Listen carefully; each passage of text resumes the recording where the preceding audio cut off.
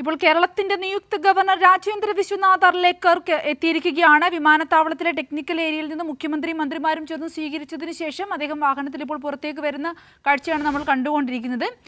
വളരെയധികം ചർച്ചയാവുന്ന ഒരു വിഷയമായിരുന്നു ഈ കേരളത്തിലെ ഗവർണർമാരുടെ മാറ്റം. ഇപ്പോൾ നമ്മൾ നിയുക്ത ഗവർണർ രാജേന്ദ്ര വിശ്വനാഥ് അർലേക്കർ കേരളത്തിലേക്ക് എത്തിയിരിക്കുന്ന ഒരു സാഹചര്യമാണ്. തിരുവനന്തപുരത്ത് വിമാനത്താവളത്തിലെ ടെക്നിക്കൽ ഏരിയയിൽ വെച്ച് മുഖ്യമന്ത്രിമാരും മന്ത്രിമാരും ചേർന്ന് അദ്ദേഹത്തിന് ഉചിതമായ രീതിയിൽ സ്വീകരണം നൽകി. സ്വീകരണം ഏറ്റുവാങ്ങിയതിനു ശേഷമാണ് അദ്ദേഹം ഇപ്പോൾ പുറത്തേക്ക് എത്തിയിരിക്കുന്നത്.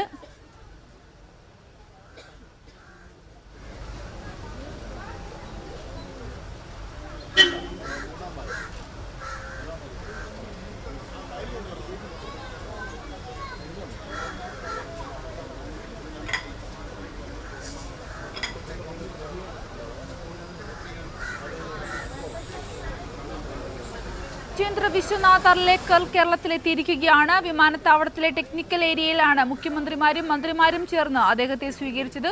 സ്വീകരണം ഏറ്റുവാങ്ങി അദ്ദേഹം പുറത്തേക്ക് വരുന്ന കാഴ്ചയാണ് നമ്മൾ കണ്ടുകൊണ്ടിരിക്കുന്നത്.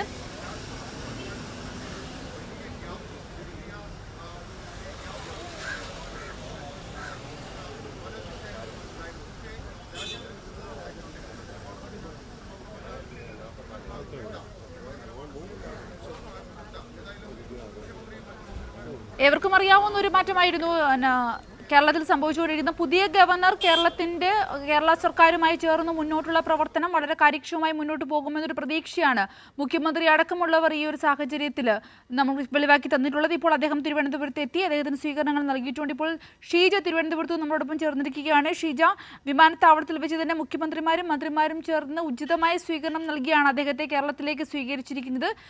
നിലവിൽ അദ്ദേഹം പുറത്തേക്ക് വരുന്ന കാഴ്ചയാണ് നമ്മൾ കണ്ടുകൊണ്ടിരിക്കുന്നത്.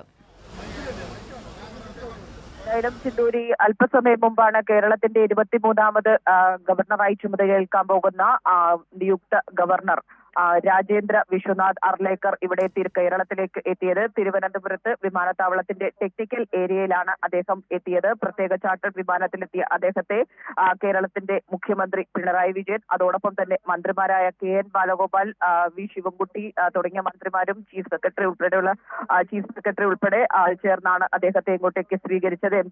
MP A റഹീമും അദ്ദേഹത്തെ സ്വീകരിക്കാൻ വേണ്ടിയുണ്ടായിരുന്നു. മേയർ ഉൾപ്പെടെയുള്ളവർ ചേർന്നാണ് അദ്ദേഹത്തെ സ്വീകരിച്ചത്. ഏതായാലും അല്പസമയം മുമ്പാണ് ടെക്നിക്കൽ ഏരിയയിലേക്ക് അദ്ദേഹം എത്തിയത്. ഇപ്പോൾ വിമാനത്താവളത്തിന് പുറത്തേക്ക് അദ്ദേഹം പോയിട്ടുണ്ട്. ഇനി ഇവിടുന്ന് നേരെ രാജ്ഭവനിലേക്കാണ് അദ്ദേഹം എത്തുക. നാളെ രാവിലെ 10:30 അദ്ദേഹത്തിന്റെ സത്യപ്രതിജ്ഞ ചടങ്ങ് തീരുമാനിച്ചിരിക്കുന്നത്.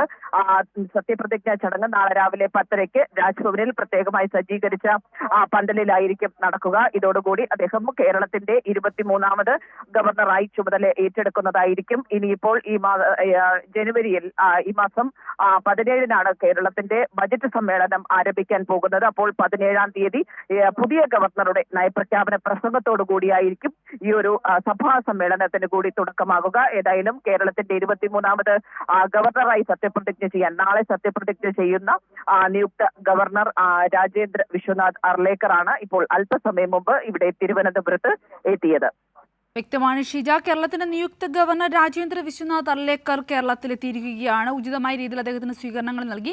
നാളെയാണ് സത്യപ്രതിജ്ഞ.